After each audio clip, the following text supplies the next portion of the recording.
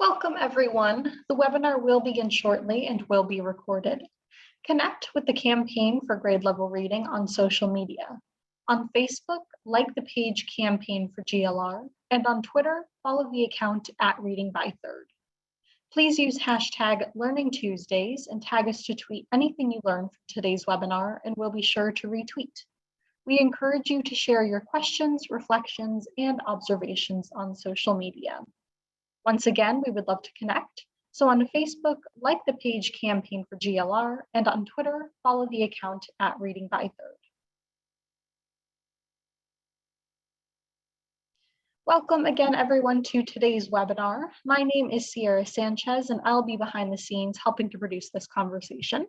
I have just a few housekeeping details before we get started. First, we would love for you to introduce yourself, so please use the chat box at the bottom of the screen to share your name, city, or state, and your organization.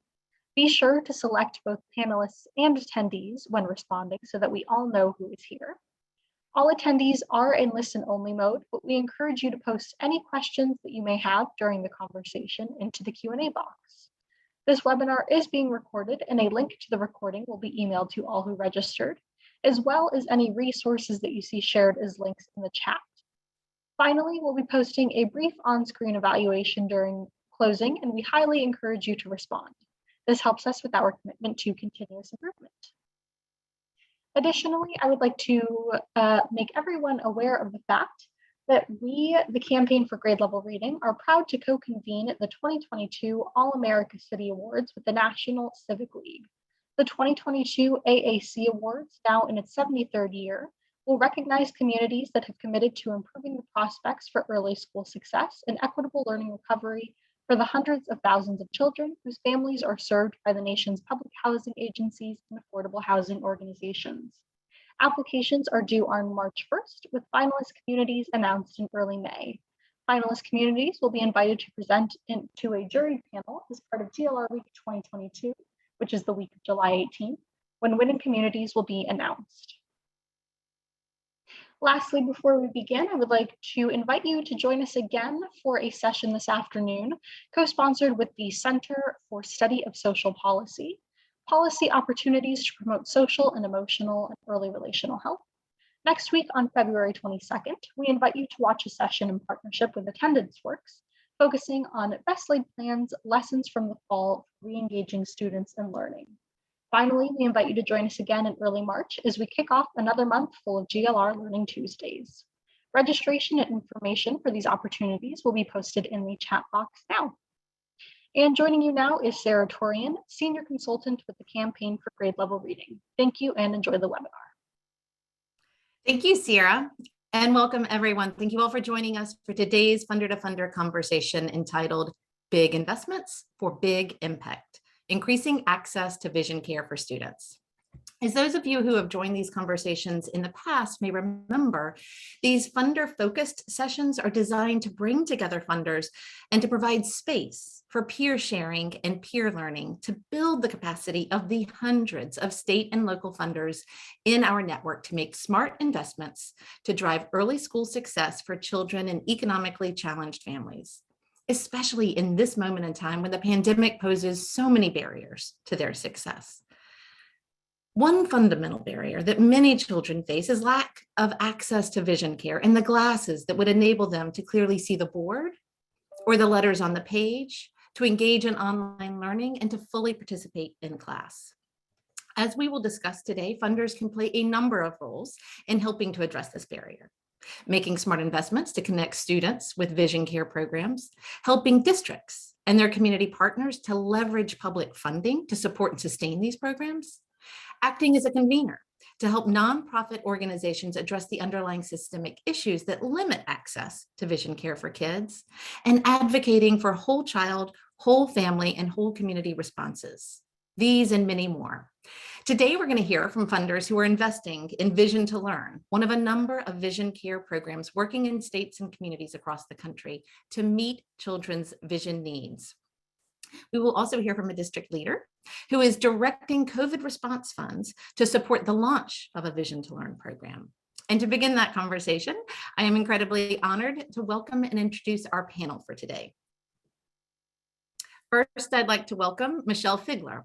Michelle is the Vice President for Learning at the Heinz Endowments, where she oversees the endowment strategy that focuses on family and child well-being, holistic education, and community and workforce readiness.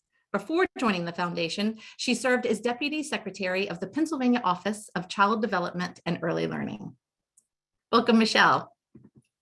I'd also like to welcome Suzanne Heckenleibel. Suzanne is Vice President of Public Affairs at Delta Dental of Iowa and the Executive Director of the Delta Dental of Iowa Foundation. In her role as Vice President, Suzanne oversees Delta Dental's Community Impact Program, government relations, and community relations. Since the formation of the foundation in 2007, Suzanne has worked to advance its mission of strengthening and transforming the health and the smiles of all Iowans. Welcome, Suzanne. Next, I'd like to welcome Chelsea Montgomery.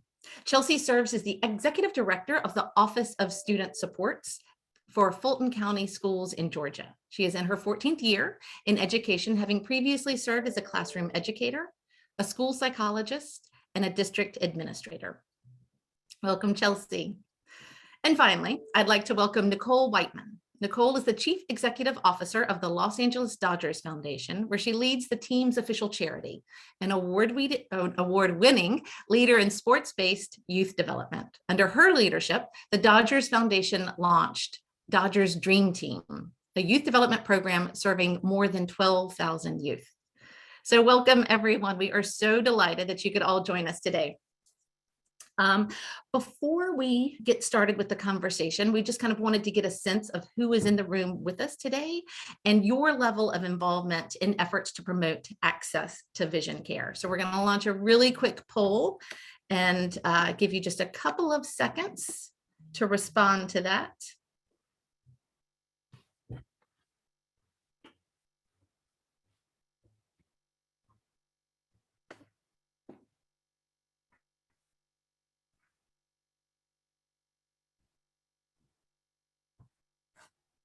Okay, let's share the results if we can. Okay, wow, looks like a significant majority of folks are already investing in efforts to increase access to vision care. So I expect to see lots of comments in the chat box during today's conversation as you share your insights and your experiences related to that work as we hear from our panelists, but also about a good quarter of folks who are not currently investing and working in access to vision care. So I hope to see lots of questions from you peppering our panelists with their advice and information about how you could possibly get started in meeting this fundamental need. All right, so now for the conversation. Let's see, I'd like to welcome our funders to get us started. So Michelle, Suzanne, and Nicole. Let's see. All right, wonderful. So to set the table for this session, I'd love to hear a little bit from each of you about the work that you are currently doing to increase children's access to vision care and how you see those investments aligning with your philanthropic missions. And we'll start with you first, Michelle, if you could. Can you tell us about the Heinz Endowment and its work in this area? Sure. Good afternoon. It is so wonderful to be here with everyone today, and thank you for joining us. So the Heinz Endowments here in Southwestern Pennsylvania actually partnered with several other foundations in 2018. We partnered with the Hillman Family Foundations, the Richard King Mellon Foundation, R.P. Simmons Foundation, PNC Charitable Trust, and a local champion, Bruce Gebhard, to launch Vision to Learn. And I will have to say, in the beginning, the conversation was one that we weren't quite sure how it aligned with our overall vision to ensure that all children could thrive and be successful in school. Yet when we sat down with the folks from Vision to Learn, after that very initial conversation, we were just blown away at how many children didn't have access to glasses and how the opportunity to have an eye exam and follow up from an eye exam and the opportunity to get glasses really would increase their opportunity to learn. It's a pretty simple thing, yet it was something that we hadn't thought about in our portfolio around education. So we dove in and we're excited to be part of this work and to get the Pittsburgh Steelers involved. And I'll have to say, since that initial investment, you can see we've had over 9,500 eye exams and close to 9,000 pairs of glasses, and we've served 25 different school districts. I think what we've really saw about this program was that we have, in one county alone, 43 school districts. This was a program that we could fund and be able to take to scale rather quickly and really be able to work with school districts and work with families. It aligns perfectly with our strategy of ensuring all kids are successful in school. And it is something that is really, really achievable. So it feels really good to be able to say, kids got glasses and now they're doing better in school. So I'll pause there.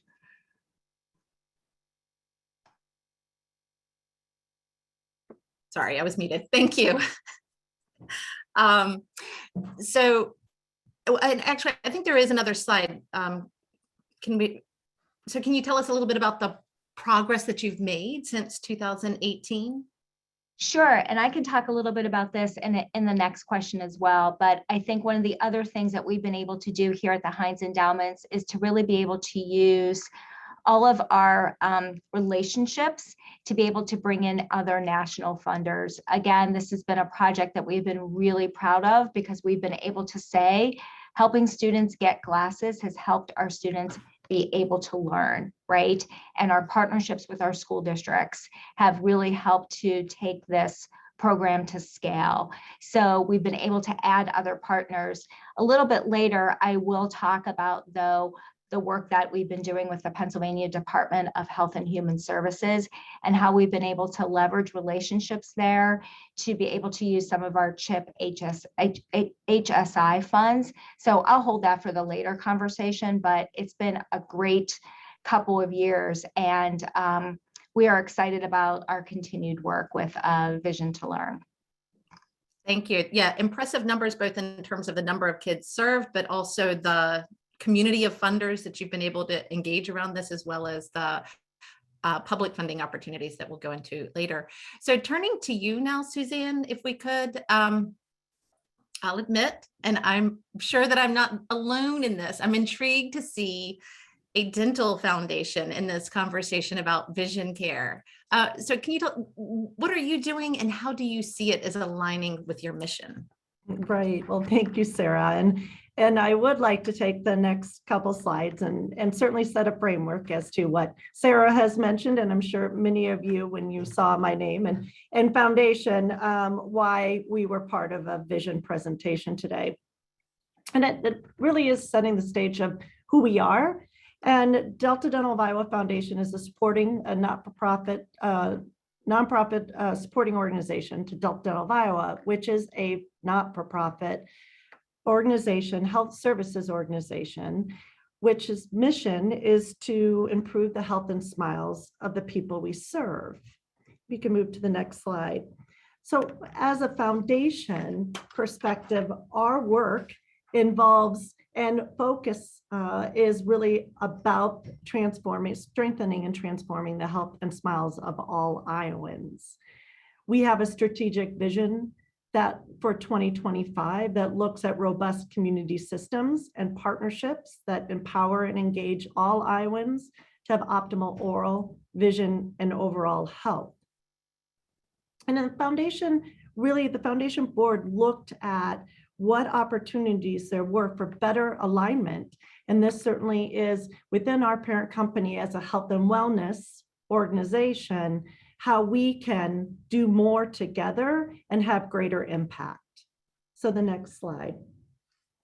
This gets to more about the vision and the focus areas. So we look at our work and our funding and our focus on resources on system change approach through an equity lens. So we look at oral health, we look at the integration of oral and overall health, and then overall health.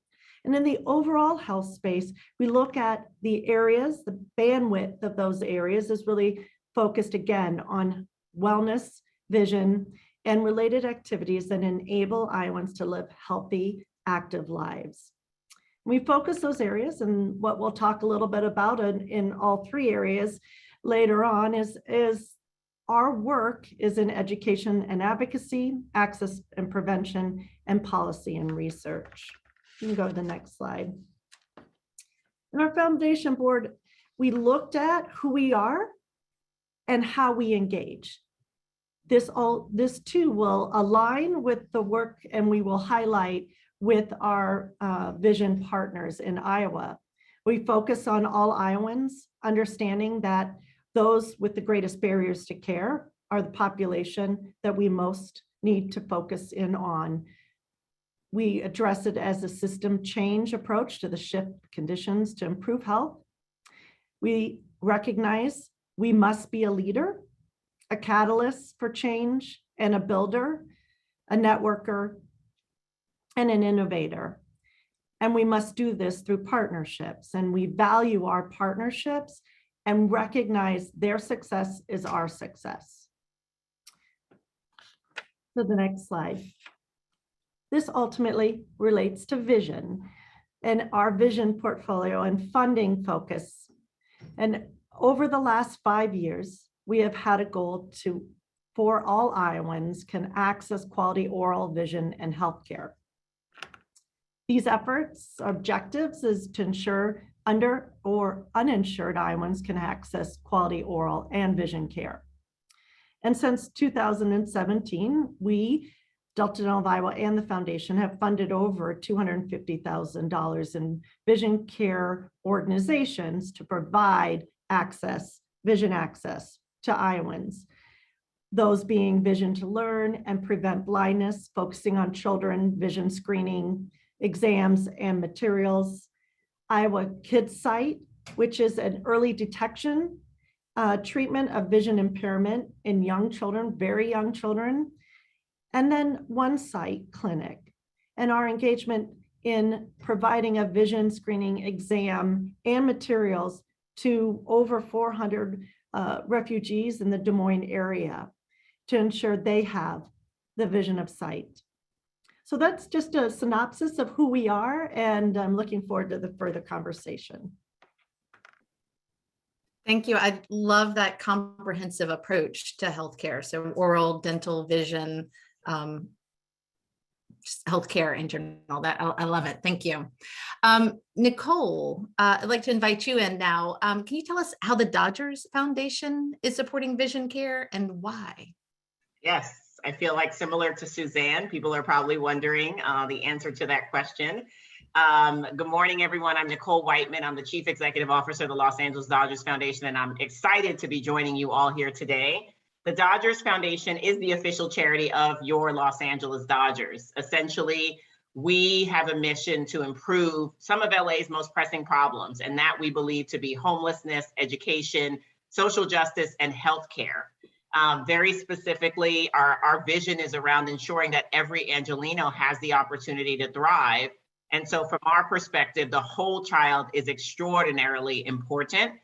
We both run programs and we fund programs in the Los Angeles community through what we call our LADF Gives grant making program, and hence our relationship with Vision to Learn. We actually are a strategic partner of 10 years. And so super proud to say that our total investment of over $500,000 really allowed Vision to Learn 10 years ago to open their doors, to maintain continuity with personnel, and to acquire 3 mobile units. We consider ourselves one of the first community partners and are really proud of that, and we celebrate that amongst our grantee partners in a big way. We actually kicked off a successful series of collaborations between Vision to Learn and local leagues like the NBA, the NFL, and NHL, our sports friends in this community. The Dodgers Foundation very specifically sponsors 2 of the Dodgers themed mobile units that you can see in the photos here, with pictures of Dodger players and kids wearing glasses. The Dodgers Foundation has done clinic visits with Vision to Learn to local schools throughout the school year. And during the summer, particularly within our Dodgers Dream Team program, our sports-based youth development program that serves over 12,000 kids annually. We participated in health fairs and other community organization events together as well. And really the mobile units have been sort of our base of what we've funded, and the glasses, of course. Very particularly proud of a partnership that we entered into in 2018, where we did a glasses dispensation at a Compton middle school, where we were able to support Vision to Learn in providing glasses to every student in the Compton Unified School District that needed them. And so when we think about Vision to Learn having provided over 154,000 students with eye exams in LA County alone, and frankly, 120,000 plus pairs of glasses, we're really proud to be a part of that. And frankly, really, it falls in alignment with our mission and our vision, very particularly of making sure that young youth and their families in very challenged communities here in Los Angeles have the support that they need. Those are incredible numbers. That is absolutely amazing. And I see somebody has just dropped in the chat box how, in addition to the Dodgers, the Super Bowl champion Rams have also been doing some work around this as well, one particular player. So that's amazing. And all of these images, just they're amazing, seeing all of these joyful faces in the Dodgers pictures, but also going back to the other sides. The joy in the faces of kids with their new glasses on. It's really amazing to see. Now I'd like to bring Chelsea into the conversation. There we go. Hi, Chelsea. As we begin to discuss public funding opportunities, in addition to these philanthropic opportunities to increase access to vision care, I understand that Fulton County Schools has taken advantage of some COVID response funding to launch a program to provide vision care to children across the district. Can you tell us how you view the value of Vision to Learn in the context of the resources and interventions that you're providing to students? And why was Vision to Learn a good partner for Fulton County Schools? Absolutely. So I think I'm in the unique position in my department. We have everything from academics and behavioral interventions to attendance to homeless and foster supports, counselors, psychologists, social workers. We have kind of every reason that a child could really be struggling and not meeting the potential that they have.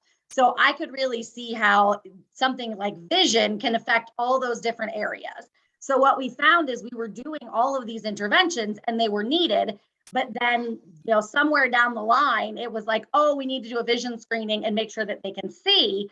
And then they would come back with, failed vision screenings. And it was like, wow, we really should have done that a lot sooner. And in the state of Georgia, we actually only require vision screenings upon school entry. I will give a shout out to my colleague, Lynn Meadows. She's in charge of our student health services, and she's on here as well.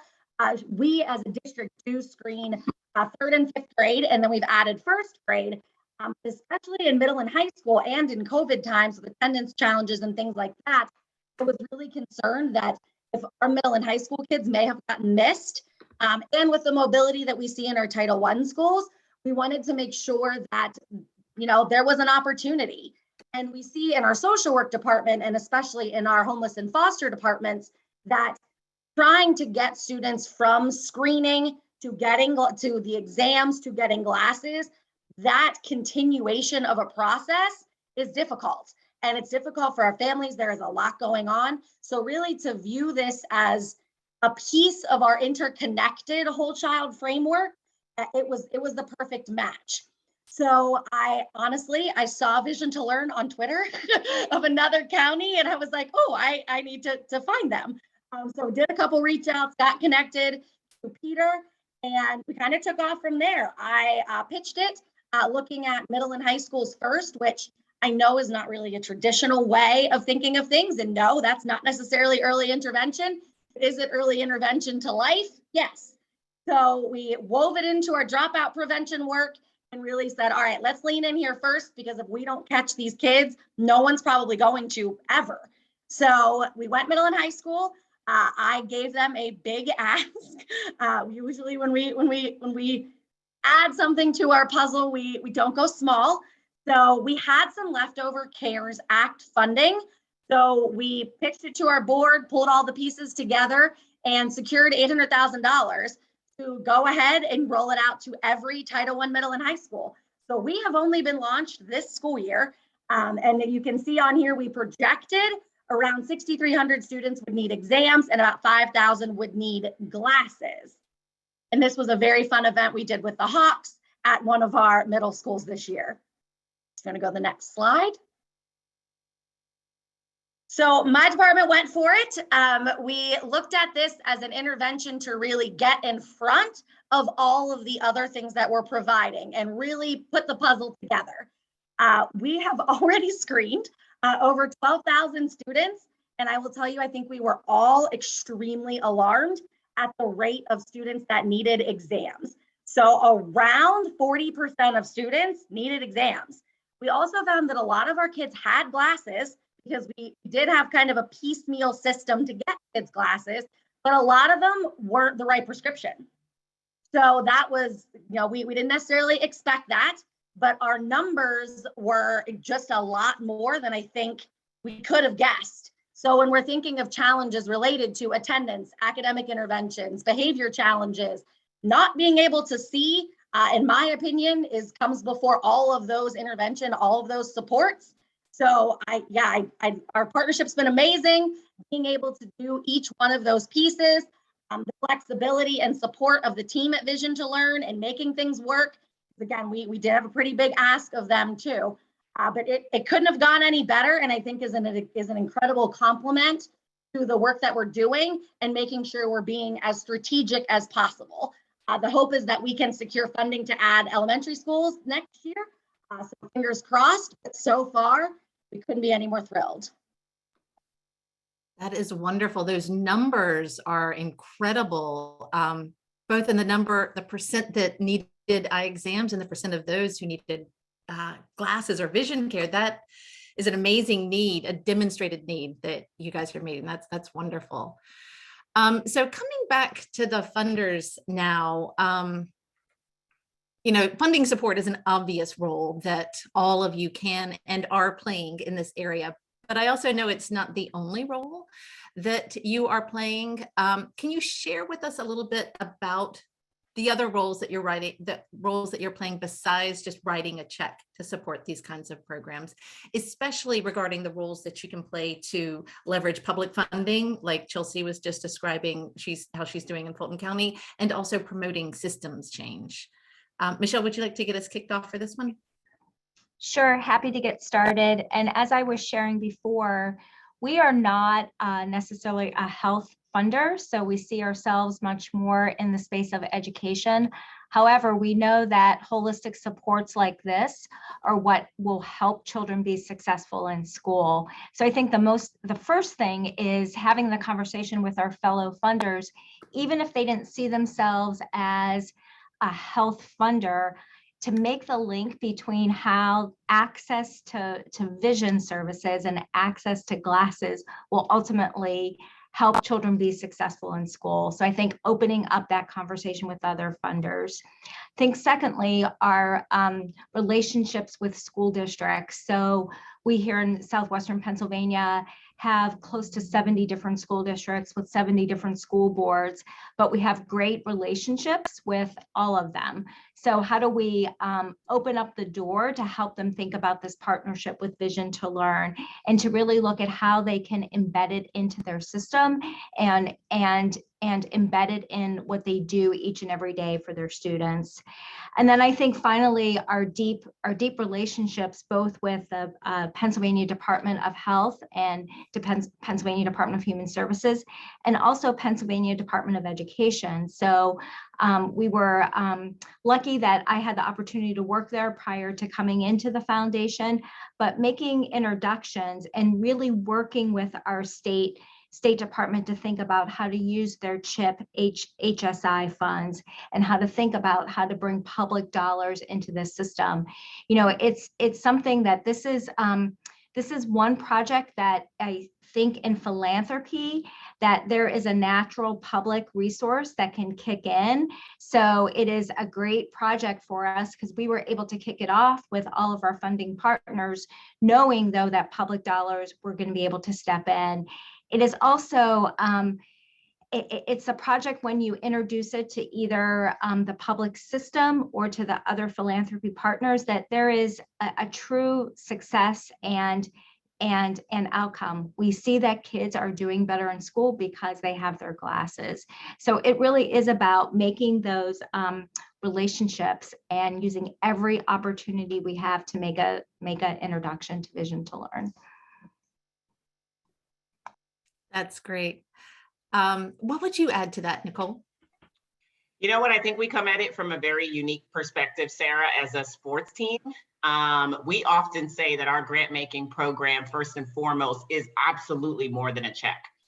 When you think about grants that range between $10,000 to $25,000, with a few exceptions, we feel like we're giving our partners more than money. We're giving our grantee partners the brand and the mission of the Dodgers. We're allowing them to share in what this big brand can do to advance their missions, to get notoriety, to get visibility. We're giving them a platform. And it's been kind of really nice to see how our brand has strengthened that of Vision to Learn since the start 10 years ago. We are advocating at the Dodgers Foundation for whole child approach.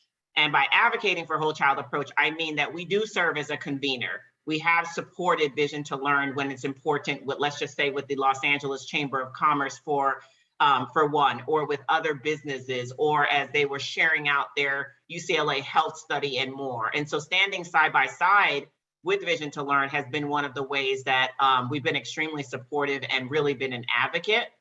We sort of use our Dodgers universe. So whether that's social media, other electronic platforms, our logo, our players, Dodger Stadium as an asset to inform Los Angeles about Vision to Learn.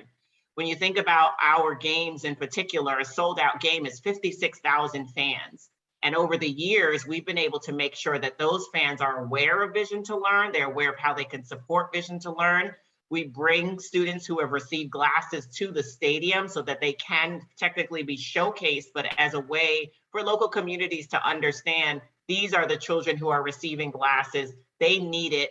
Here are the stats, around vision and how important it is.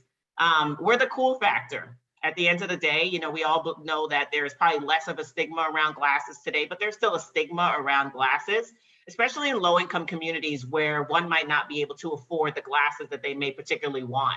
I think one of the coolest things we did was co-create the Blue Dodger glasses with Vision to Learn. And so we have many LA young students in schools and in our Dodgers Dream Team program with those glasses in particular.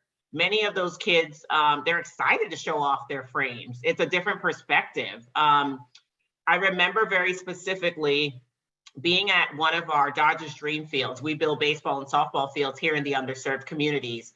And Vision to Learn had joined us that day with one of the mobile units, and eye exams were happening. And a pitcher who had just come off the mound walked into the mobile unit, got an eye exam, came out. And I remember the doctor specifically saying to me, he's nearly blind. And so we have youth who are in our communities who are somewhat feeling barriers to go get their vision checked, right? So they're not seeing in the classroom, they're not seeing on the mound. And we feel like, the Dodgers have met them where they're at, right? We're bringing this to them with Vision to Learn, with mobile units. We're giving these families an opportunity to participate, frankly, where they feel like they may not be safe to go elsewhere to get their vision checked and more. And so it really is more than a check. It's a whole lot more than a check. And I think that that's been the secret sauce for this particular partnership in the last 10 years. I know that the money is obviously extraordinarily helpful, but being able to bring this cool factor, be a convener, be an advocate, be a supporter, make it fun, has all added to the bigger puzzle. That's wonderful example of how to leverage the assets that you have to really get the communicate and connect with these kids. Thanks for that. Turning to you now, Suzanne, what funder roles would you highlight that you play in this area? Yeah, thank you, Sarah. A lot of what my two other cohorts have mentioned, but certainly from a perspective of system, we have looked at how we move upstream and beyond just the program implementation of the Vision to Learn projects in the schools, Prevent Blindness, the One Site clinics. How do we look at really an area of going upstream, looking at these type of pillars to really take things to scale? And we look at awareness building. So as our continued work with our vision partners, how do we raise awareness about the lack of vision care and access in our programs, in our social programs? How do we look at that linkage? And it's very, we have some really great networks across the state, and just really bring out that data and what is happening in our communities. The other is philanthropic support, the opportunity to make those connections, those networks with our Iowa Council Foundations and their huge support of the campaign for grade level reading, the work that our United Ways do, and the collaboration between that public and private partnership, which is so very important. And we really need more of that public infrastructure to step up. We also, from a perspective of bridging the health and education networks, there is no greater advocate than a teacher or a reading volunteer who recognizes the impairment of the child and not being able to progress. And what and how we can leverage their voices to ensure that many are hearing what's happening in our communities. The last is advocacy and connection to policy work. And I think this is an interesting from a perspective of engagement being broader than just vision. We had a kindergarten dental screening here in the state, a requirement, and we had some action prior to COVID to try and eliminate that screening. What was happening from behind the scenes in our coalitions and the work that we were doing with many organizations and funders was the fact, if this should go, what's next? If this happens, what happens to our kids? And how do we make sure no one falls through the cracks? And really, from the perspective of our vision advocates, we're just as loud as our dental advocates in regards to the importance of a kindergarten dental screening. So certainly that building of that network really mattered. And the other opportunity for us as a foundation is leveraging our networks. And Michelle mentioned this earlier, but certainly from the perspective of Vision to Learn and their engagement and work to ensure that they also have those connections to the Department of Human Services. If the issues arise with the MCOs, what opportunities can we do to leverage our networks and contacts to ensure they have their voice as well within those groups? So those are certainly opportunities that we look at and have looked at in our engagement on this issue. The next slide talks a little bit about the funding. And we, as I stated, we have been funding the vision projects for the last couple of years. And in 2021, we recognized that we were pushing our organizations to fit into a box, in different boxes in different years and different campaigns. And what was that working out? And when we recognized, fortunately, it wasn't too long, but we recognized that needed to stop. And we needed to elevate the work of our partners that are ongoing, that we are committed, that will have the greatest impact on our mission and make things easier. And so our board, our foundation board, moved forward with a core partners initiative so that they don't have to fit in any particular box and figure out what the new grant process is, that they are recognized as grant partners. And I'm pleased to say that all three of our vision organizations are. And then then it becomes conversations about how can we elevate their work? How can we take things to scale? That's great. Thank you. Wonderful to hear how you're kind of hearing from the core kind of grantees that you support and responding to their needs to make, kind of streamline that process and really provide support for them. Coming back to you now, Chelsea, to build on what the funders were just sharing, what non-funding roles do you see funders playing in Atlanta and Fulton County, Georgia, to increase access to vision care? And what advice would you offer to the funders who are listening in today and who might be thinking about engaging in this work in partnership with school districts? So I think in COVID times, we have realized the value of partnerships more than we have ever realized it before. When I think of resources, I think of time, talent, and money. So even in this work, getting back the time for our social workers, our reading interventionists, our school nurses, our classroom teachers, of even having to make those extra phone calls, find those resources, find those connections. Everybody is pretty maxed out already at this point.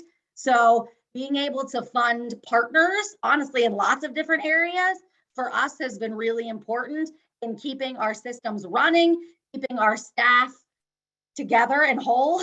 and just it looks like money, but it translates into so many other resources that I think we knew, but now is just more critical than ever. Thanks for that. I love the time, talent, and partnership. So before we transition to Q&A, love to hear where the funders on the call see this work as heading. Nicole, you shared that the Dodgers have been doing this for about 10 years now. And Suzanne, I think it's going back about 8 years. What is the end game? And starting with you for this one, Nicole, what are the longer term goals that you have for this work in this partnership? Yeah, you know what? The end game is really more kids with more screenings, with more glasses in more school districts at more parks in greater Los Angeles. That is the end game. So we're in this for the long haul with Vision to Learn. We actually will continue to be advocates. We will continue to provide the platform that is the Dodgers Foundation, the Dodgers, and more. We will continue to educate the broader community on, what is happening within this particular sector and where support is actually needed. I think we'll continue to learn that sticking in this partnership is actually mutually beneficial. Conducting screenings and providing eyeglasses to students who are in the programs that we run, as well as the programs that we fund, is important. For our school district partnerships, our most recent support, actually in the pandemic, we pivoted to working in the Inland Empire, which is significantly outside of the Los Angeles community. And so we're looking forward to exploring more of those outer areas. In 2022, we actually plan to support Vision to Learn as they expand, continuing to support their work on a district-wide level throughout greater Los Angeles. And so we have our eye on another district that we're in conversations and talks with right now. And so really excited, frankly, to just continue to partner. As I said, it's really about more kids, more screenings, more glasses, more school districts, more sight. It boggles us that a child could be in the classroom and not see the board. And we don't really understand or talk as much about how much that impedes their academic success. And so we want to attack that, frankly, as much as possible. Thank you. That's a lot of more. And it's wonderful to hear.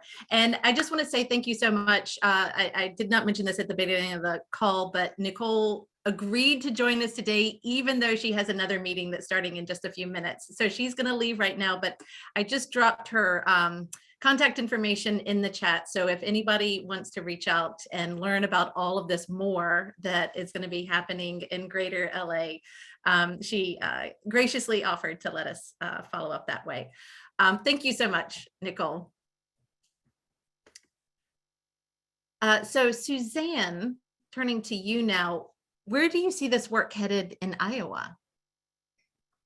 Right, thanks. And, again, I referenced the public health, and from a perspective of our vision and the work we need to do in system change, we want to look at how our robust community systems are, what are we doing well, and what do we need to improve upon, right? So what are we doing well? Can we replicate it? Can we expand it? Can we scale it? One very well-known, very well-run program is the iSmile program, which connects, it's a robust public health statewide infrastructure that connects Iowans with dental, medical, and community resources to ensure a lifetime of dental and health and wellness, focused on certainly access to care, education, and outreach. How do we integrate vision into this structure? How do we layer vision into the structure? And one of the conversations we've had with our vision partners has been the lack of the infrastructure across beyond just the nonprofit organizations. What do we need to do to work with our public health partners in ensuring that they're treating the whole child, right? And that means funding. And that means, how do we drive advocacy? How do we drive knowledge and data? And so when you don't have this infrastructure, you don't have that comprehensive data. And so what can we do to start to pull that information? What opportunities are there to do pilots? For funding to really set that example and move forward with potential public health funding in the future. And certainly a role we play as a funder is really taking that initiative and being able to set that example and figure out what works, what doesn't work, and really utilize the resources we have. We've never at any point in time has there been not a collaborative nature for us to continue to connect the vision organizations in our state to being able to produce and provide the care that we need. And certainly the doctors come along with that. So does payment. What opportunity is there to really enhance the payment of that vision care? And so those are types of things that we will continue to have conversations with. We will and be good listeners, and what opportunities can we continue to move forward in that directive. Thank you. So Michelle, I know that Hines is kind of slightly newer to the vision game than Nicole and Suzanne, but what are your long range goals for this work? Where do you see it headed? Yeah, I really feel like a newbie here. We've been in partnership for just about 4 years. And when I think about what do we want to see the end game as, is I echo my colleagues. I would love to see all of our school districts here in Southwestern Pennsylvania be able to have access to Vision to Learn. But I also see, because of our partnerships across the Commonwealth, that we think about this across the Commonwealth. We have 500 school districts. So how do we work with our Pennsylvania Department of Education, our Pennsylvania Department of Health, again, our Pennsylvania Department of Human Services, to really think about that systems change? Suzanne, I love what you're doing in Iowa, and I would love also to learn more from other funders about how do we see health and education come together, because it really has to take this holistic approach. I am not a health expert, but what I do know is that this is a very important component in helping children be successful in school. So how do we continue to have these conversations with our funding partners across the Commonwealth? But how do we continue to be in this relationship with Vision to Learn and with government to have a strong public-private partnership? I think the other thing I'll say is that while we want to see it go to scale and more students, more clinics, more glasses, we also want to be a really good listener. I think what I valued most is the partnership with Vision to Learn, to be able to have a partner that would say, hey, Michelle, can we talk about this idea with you? Can we think about this this strategy and to be able to continue to have that long-term relationship with our colleagues at Vision to Learn so that we can think about the next thing we can continue to do together to ensure that all kids in Pennsylvania have access to glasses. So I am on board with the more students, more glasses, but the strong private-public partnership as well. Thank you. We actually had a question come into the Q&A box. We're now beginning to transition into Q&A, and this was kind of a follow-up question for you all about the end game. One of our attendees was asking, it was saying that this is something that the trustees and her foundation struggle with.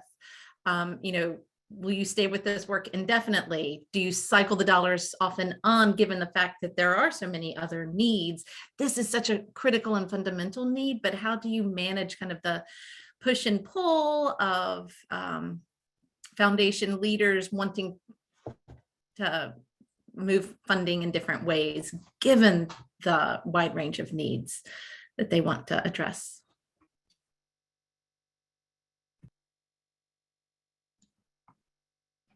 I'm happy to jump in there. I think there's always a balance, right? And I think the conversation with our board members around our investments with Vision to Learn is that we know that to help children be successful in school, there are lots of inputs that are going to have to happen. We've also learned from the research that Vision to Learn has done is that this is something that's actually achievable, right? And there's it's a good investment because it sets the stage to help children to be able to learn, right? So you have to be able to see the board, you have to be able to see your notes, to be able to read, right? And so we've really approached it that this is a smart investment. There's a good return on the investment. It's an investment that we want to stick with as we continue to grow the public-private partnership. And it really is part of our strategy around school readiness. So we've just continued to make that case that it's really valuable, and that if kids can't see, they're not going to be able to learn. And this is an investment we can make. So. I can chime in here too. I think for me, the flexibility of Vision to Learn and the pursuing insurance reimbursement, looking at foundation support, looking at the federal money that we've received, we've had quite a bit of success in at least my department looking at things as kind of a startup model and funding it, you know, on our end a certain way, and then bringing in foundations later on when we've figured out all the kinks, have the structures. And we've done several things like that, which then frees up the funding streams for other new projects as we move along through the years. The other thing too is I think when working with foundations and private funders, usually they come to me with a, hey, we really want to invest in mental health. I hear you, we kind of have mental health figured out in this space, but I really need vision help. So making sure those open dialogues between the public funding, the startup costs, and then the kind of what are our priorities and matching that framework together. And I think on our end, on the school district end, to know where are your holes in sustainability, where are your holes in service at this point. We need to be really on top of that and be able to openly share that and have that dialogue and conversation about how's the puzzle all fit in services and in funding for sustainability. Right, and I would add that from a perspective of someone mentioned in the comments about glasses and losing glasses. And that certainly has become, you know, and one where if they lose their glasses, they're not going to get new glasses, right? So, and we're told get very durable glass, you know, materials so that they can withstand the activities. But certainly from a perspective of our foundation has been, vision is an ongoing process of a child's life, and a child that receives glasses at kindergarten will ultimately not have the same, you know, nor will it fit at third grade, at second grade. And so how do we create a cycle of opportunity for individuals to get opportunity for behavior norms, right? Same with the dentist. How do we create an opportunity to educate, do outreach on these glasses for your kindergartner is not going to last, right? You have you are on Medicaid, and talking through what that allows them to have and access. Now the part becomes, how do we get those coordinators in there to connect, to be able to ensure if Susie lost her glasses or they broke, how do we make those connections? And in dental today, if a child comes to a school nurse and has a dental pain, there's an iSmile coordinator that they can reach out to. You want to talk about an infrastructure that matters, is that they actually have a resource to reach out to. And because that individual doesn't have a dental home. And so opportunities like that matter in the in that infrastructure, so that, now there's not barriers. I'm not saying that it's a perfect process, but it is a start. And it's something that over time and relationship building, those iSmile coordinators have those relationship with the dentist, and they know if they make the call, the dentist will see the child. So, the opportunities in the same condition when Vision to Learn comes in is no longer, comes in and then a child breaks, what do you do? Right. And so those are types of things that we continue to want to have conversations about, is really that whole system. And ultimately, right, the opportunity at some point in time, is there, an engagement by the parent to engage in these healthy behaviors as well as their own eyesight and dental health. Thank you. Actually, I feel like mentioning kind of the adults' eye health, we had a question that came in about, it's so critical for Vision to Learn to provide eye care and vision and screening for students, but recognizing that some of the parents of these kids also have vision problems and could benefit from glasses. Are any of you kind of supporting any programs that kind of reach the adults in families? I feel like, Suzanne, you might have mentioned some programs that you were doing. Could you share a little bit more about the potential of that? We did a project with one site and held a clinic here in Des Moines. And its primary focus was older adults, the adults, refugee population, and how we can ensure they get a screening and exam and materials. And with those exams, as the individual who made the comment, there were significant issues that needed referral.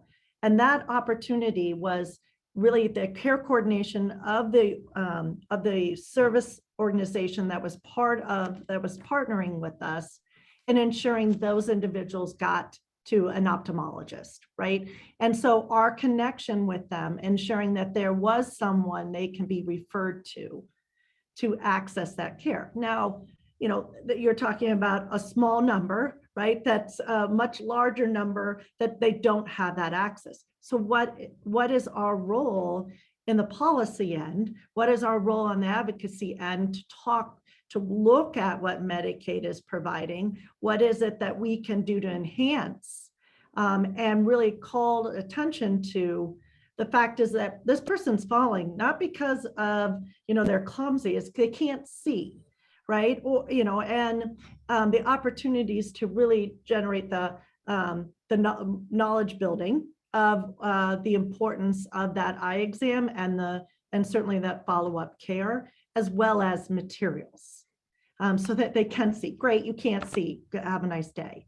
That's not advantageous to the encouraging and having optimal health.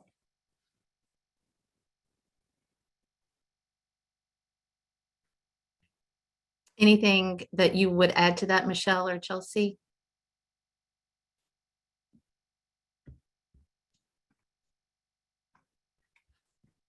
I would add that we haven't thought about that. And I think that is the opportunity that we have with Vision to Learn.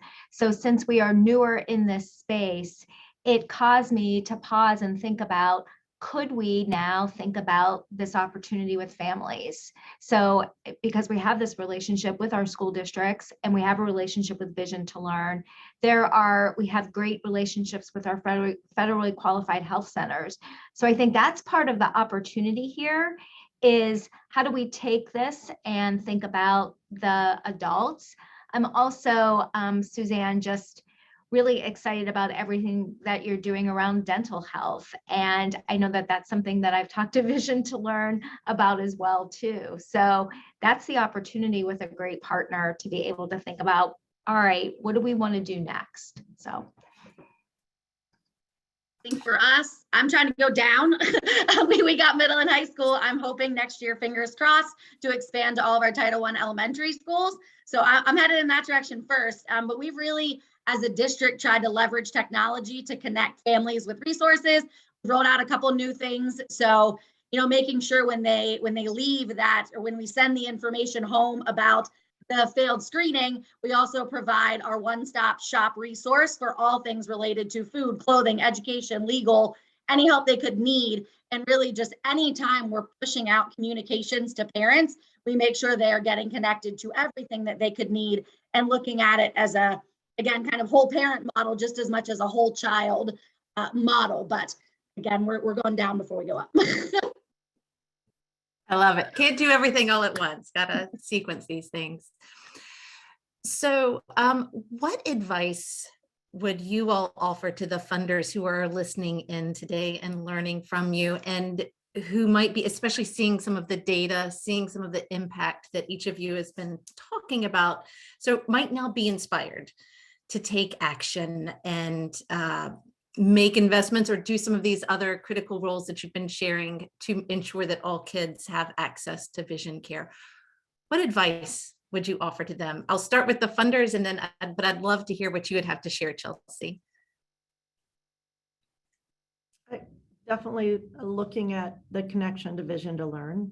It's a great organization to connect with, understand what's happening, potentially in your state, what other organizations are involved in Vision. I keep bringing back dental, but and Corinne will, with our Vision to Learn representative here, she, when we brought the vision groups together for our first meeting, and I sat there and listened, and I thought to myself, oh my goodness, I thought dental was so far behind. I'm like, we're even farther, and from the perspective of really that infrastructure. And so recognizing that and listening to what the organizations are struggling with is so important. And then to really get behind their work in all aspects, right? Funding, policy work, networking, awareness, and then looking at opportunities to really, as Michelle talked about a little bit on innovation, what's out of the box that we could look at that could be different. And one community in Iowa is not, is definitely different than another community in Iowa. So recognizing that not maybe one size fits all, and that, we may have, different dynamics to address, and that's okay. And really be a good listener from that perspective, and be a good supporter. Yeah, I will ditto that. Vision to Learn is a wonderful partner, and it's a great organization to work with and to learn from. I think I will underscore again the very first meeting, how what was many education funders, we thought, why are we having this conversation? So how do we continue to push our funding partners to remember that health and education go together, and that even if you don't see yourself as a health funder per se, that without being able to have access to glasses and to vision screening, it's going to impact learning. So I encourage you to think outside of the box, right? About who you are and your goals for children, right? So, and then I think I think the other thing is just to have a conversation with Vision to Learn, to hear about the opportunities to really, I don't know, excite the community. So I remember when we went into the schools, and, you know, we're a big football town here. And when the kids got to meet a certain NFL player, just how excited they were and how excited they are about that opportunity. It's not an opportunity they often get. So it's also a time to have students and parents be able to meet sports figures and people they admire. And then kids get excited about wearing glasses. I was never excited about my glasses as a kid, right? And to see the smiles on the kids' faces and to really rally around something as a community. It is a real opportunity to get everyone engaged around something as what many of us take for granted, the opportunity to see. So it's a great community convener. That's a great point. It is so foundational. Some things in education, it's hard to grasp if you don't have that background. But as somebody who didn't have glasses as a child, but has come to rely on readers to eat, I now understand how important it can be. Chelsea, turning to you. Sorry for sharing too much. So I would say two things. One, talk to us. We are always willing to have those open conversations and dialogues about what programs we have, what programs we don't have. You know, in school district time, once it hits January 1, my brain is on next school year. So I can tell you the exact holes that I have. I can tell you what areas are filled, what areas are not filled. That's kind of how our budget cycles run. And that's really how we kind of know, off the top of my head, I can tell you my 3 issues, and I can tell you things that we've got figured out through insurance startups and other things like that. So don't be afraid of those open conversations. I don't get my hopes up easily. So it's okay to even just explore that space. We can tell you what's going on. And then the second, I would say on the back end, don't be scared to ask us for things either. For example, we know how political things get and how competing priorities work. So for example, with Vision to Learn, we've done some really strategic media and events and have invited the right people. We know how that works. Whenever we get even donations, for example, direct donations to things, we keep a kind of running list of stories that you may need to take back to your boards and things like that. So don't be scared to have conversations, and don't be scared to have asks, especially as far as that political space is concerned. We know how it works. It's a team effort.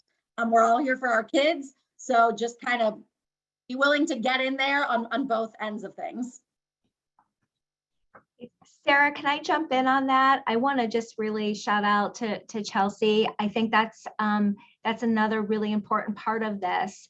The relationships you have with your school districts and the trust and their expertise, right? So they bring a tremendous amount of expertise. They know the students, they know their system. So having them as a partner and listening to them, right? And I think Vision to Learn's ability to work within these big systems and to really listen to our school partners, because they are the experts. So I just want to shout out to Chelsea and invite everyone to remember the expertise we have in our teachers, administrators. So thanks, Chelsea.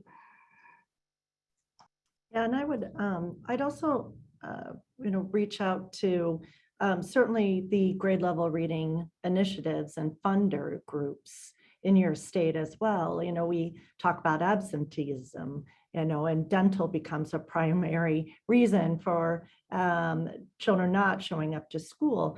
Now we add COVID on top of things, and the opportunity to get kids screened, is so, again, another component of depends on where you are in the state, whether they're open and ready for business or they're not at all.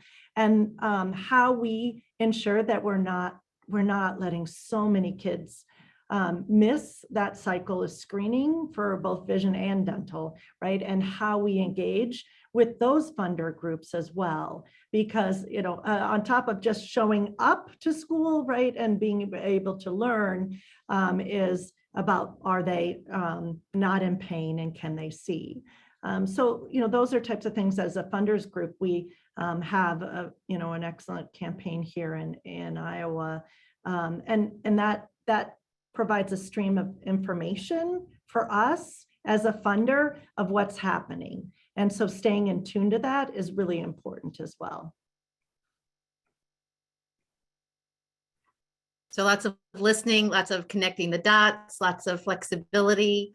Kind of flipping the coin, a similar question in terms of, I know there's a number of folks who are actually not funders who are on the call today, who might be interested in either seeking public funding, philanthropic funding, to begin to strengthen and enhance efforts around vision care for kids.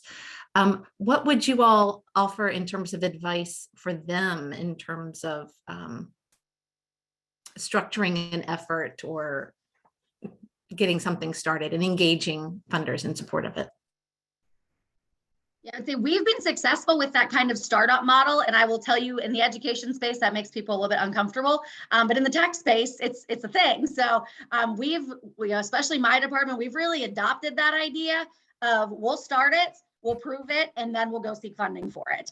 So it is a little nerve-wracking, but it seemed to have worked, whether that sustainability is private funding, insurance billing, there are lots of options out there on the back end, but I find that oftentimes foundations are a little hesitant to be the first out there, and I don't blame them.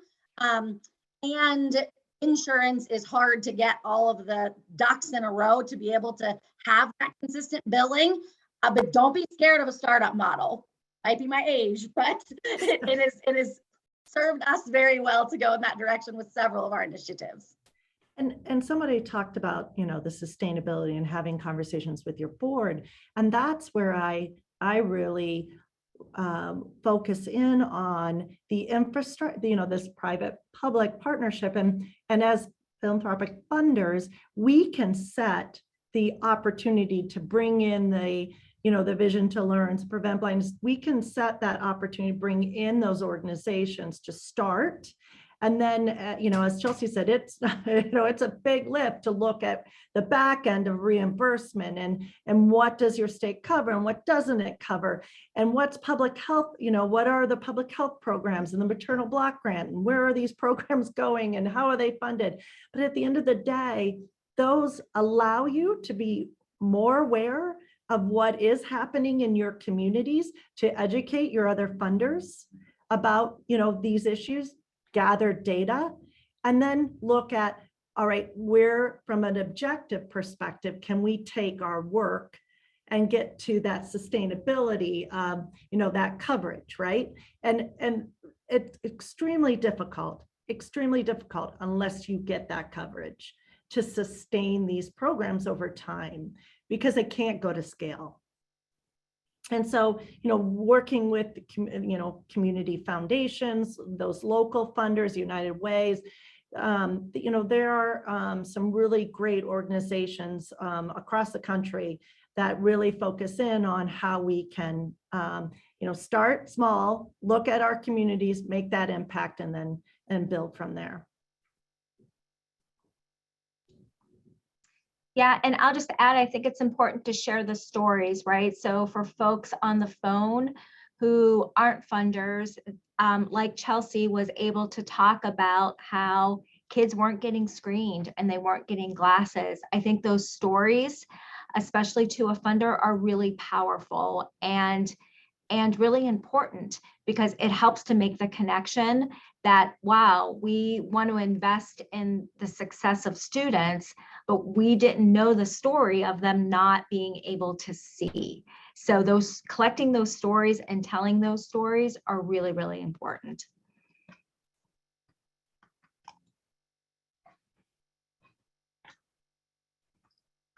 Just wanted to unmute myself before I start talking. Just wanted to flag that we've just launched our survey poll. So for those of you who are listening in, this does not mean that the conversation is ending. Just wanted to share it and hope you'll take just a couple of quick seconds while we continue talking to share your thoughts and feedback with us. It really helps us with our commitment to continuous improvement and making sure that these sessions are informing your work and meeting your needs. So I encourage you to take a quick moment on that. I know that data is always important, both for kind of school districts, providers, but also funders in terms of measuring the impact and success of your work. One of our attendees was asking how you measure success for the gains of the kids who achieve or who receive glasses. Any information or any thoughts you could share on that in terms of measuring the impact of this?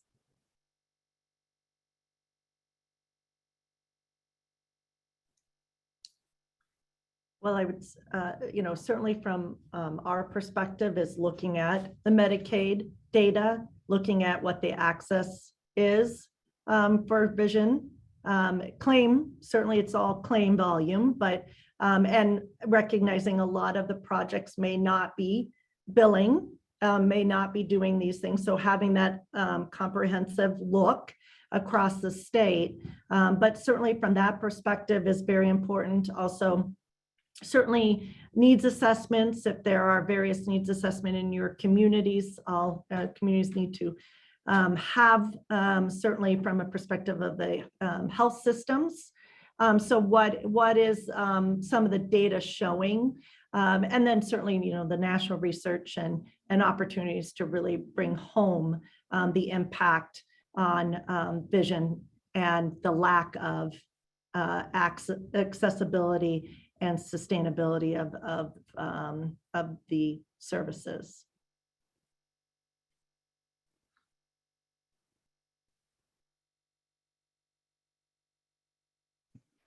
So I'd say I think we have several ways in this space. You have the studies from Hopkins and UCLA. That new Hopkins study was very, very important to my leveraging for getting the investment from our board into this work. But then I also think you do have the time save and the resource connections of our school level staff that we aren't necessarily measuring, but maybe we should be, because I think that's a huge piece of this as well. And then of course the outright data related to just how many kids were in need of glasses. For us, every time I share our updated data with stakeholders, they're always floored. So not only having that data in the end, having that data annually, but having that data really at my fingertips and being able to share that with stakeholders at any time. I mean, even the number of kids that, were almost referred for special education, but really just needed glasses. So to have those numbers and that data always readily available, I think is just critically important. But I also, those two studies were really important to us. And I'll add, being newer to this partnership, the studies have been extremely helpful in getting other funders engaged, but also getting our public-private partnership to be stronger. Right now, we're looking at just our expansion numbers, but we really hope to be able to drill down deeper with some of our school districts to be able to measure some of the things like, are we deferring students from having to go to special education like Chelsea just talked about. So as we continue this partnership, I think that's where we'll continue to look at some of that school by school data, school district by school district data. But the study has just been extremely helpful in leveraging the opportunities at the state level. I think too is that if you can get a board member to go with you to a clinic, and volunteer. We had the one site clinic with the refugee population this past fall. There is no way we could ever not do it again because of his involvement. Not that we wouldn't, but from his perspective, that was the eye opener for him in regards to so many individuals that needed that referral, the glasses. And then the thank you note that got sent to us afterwards that said, it was a reader in a kindergarten class. And she said she was talking up her glasses, that she was getting glasses. and how exciting that is. And she said, yeah, she's like, it was magic. They put something in front of my face and it was magic, you know, and recognizing that that's something we can do every day. And the research solidifies it, but that experience is one where it really does sell the investment on an ongoing basis.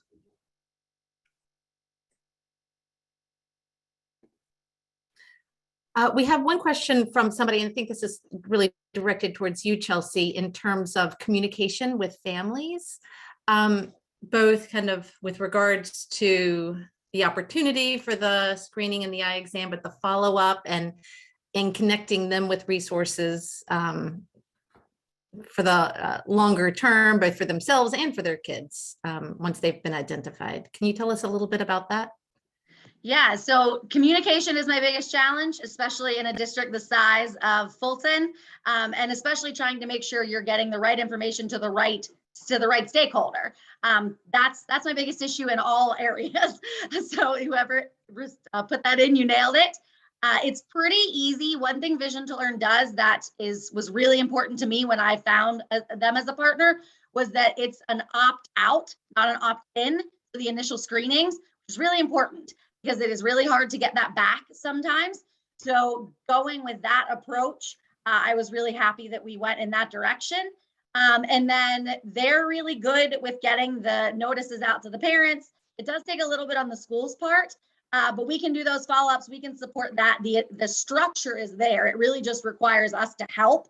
And again, we've been really strategic about connecting existing resources. We rolled out something called Connect Fulton this year, which is completely different.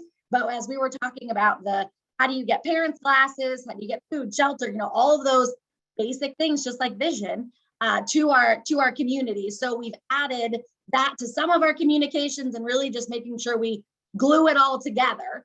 And even we're looking at, for example, this summer, students that we may not have gotten to for exams this year. Okay, let's use our summer social work staff to make those calls to do an appointment model. And really that flexibility that Vision to Learn has of, you know, my find a way or make a way approach has been incredibly helpful, but trying to push everyone towards one resource and sharing that across the board has really made a difference already. One question we've had from somebody, and this kind of that case making and getting support from public leaders as well as other possibly investors. Somebody was asking if you think that local officials have a good understanding of the need for professional vision screening and the need for free glasses, or do you find it to be kind of an educational process? And how do you kind of get people up to speed so that they become supporters, making the case, sharing these stories, you know, are examples that all of you have mentioned before. Any insights or additional comments you'd share on how you've worked to bring either local leaders or state leaders along and become supporters of this work? I'll jump in to say that I think initially school leaders were surprised by how great we were doing around actually having screenings, but the challenge that families had to be able to follow up with that screening. So I think Vision to Learn did help us unpack some of the challenges and then quickly be able to put some solutions in place. I think at the state level, I'm not sure if they were aware, but I think that once we started to talk about what was possible, then it was easy for them to see, oh, we really can use some of our public resources here. And this really is something we can invest in that will produce an outcome pretty immediately for the child, right? So I know that I wasn't aware initially that just the challenges around the follow-up to be able to get the glasses, right? So it really uncovered for me how we need to think broader about what it means for a child to be successful in school and how we have a holistic approach to that. I don't think they're aware.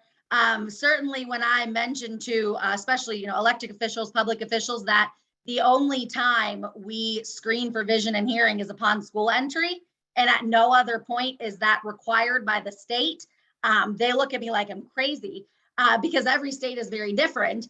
Now we go further and screen at third and fifth and now first, but I don't think they are aware that we don't necessarily follow the best practice recommendations by Prevent Blindness at all. And I don't think they're aware of that. But then also, my suggestion would be use us and use our numbers. Vision to Learn has lots of great data from different school districts. Ours is pretty alarming, if anybody would like to use it, of how many kids needed screening, exams, and glasses. I thought it was a problem, but I didn't expect the numbers that we saw because it wasn't even in line with what Vision to Learn said our projections would be. It was a lot more kids. So even those of us that realize it's an issue, I don't think we had a clue how much of an issue that it was. And I think to Suzanne's point, after you bring so much light, how are you going to stop? Like, how are we going to take it away? Now, knock on wood, I'm being hopeful, but I just think the stories and the data, refer people to those of us that are doing it. We're happy to spread the wealth, spread the numbers, spread the knowledge that we have gained in this process, and for us very quickly. Yeah, and I think that's our role as funders. I think it's our role as we fund initiatives. How do we create awareness on the initiative? What is the problem? How are we proposing, to address the barriers, provide solutions, and engage with them as much as possible. And then, when we come around to look at that private-public partnership, it becomes a lot easier, right? It's never a slam dunk by any means, but it becomes a lot easier because they've experienced it or they've engaged. And most of the time, the first time you invite them, you get nothing, right? You don't get a response. But, I think as we continue our engagement in this process and learning more, also with COVID, I mean, the impact that has been had on preventative screenings and school-based programs it keeps me up at night. How do we make sure we don't lose kids, and how we make sure that their whole health is ready, they are ready to be engaged, whether it's virtually or in person, to learn and be a healthy kid. And so when we do that, we take every opportunity, right? When we had the opportunity with the refugee population, we invited the governor, we were taking in a lot more Afghanistan at that point eventually, right? And so building that base with those service organizations that were engaged in that was so very important as we continue down the road, right? And recognizing that they're coming off the plane, that individuals that have been here 2 years still didn't have an eye exam versus those that were coming off the plane and had, they were, had tooth decay or a tooth falling out, so those are types of things that we continue to stay involved and educating our legislative officials, our elected officials about what's happening at the ground level, what we believe needs to happen going forward. I think a connection too that I really want to point out, especially to funders, is we are undergoing a complete shift in our country in the way that we approach reading. So to tie this to the dyslexia movements, the science of reading movements, to me, it is a very obvious connection. And there is a lot of power in those movements, rightfully so. And this, your school system may be changing to a direct instruction phonics approach, which they probably are at this point. And there's a lot of board work to be done, and there's a lot of distant sight that's going to be required in reading. That the way we were teaching reading really wasn't as critical. So it is a direct correlation to making sure we make appropriate diagnoses of dyslexia and learning disabilities, that they have access to see those new curriculums that everyone's really moving to. That connection and connection to that movement cannot be understated enough. That is a great point, and I'm sorry, but we're going to have to end it there.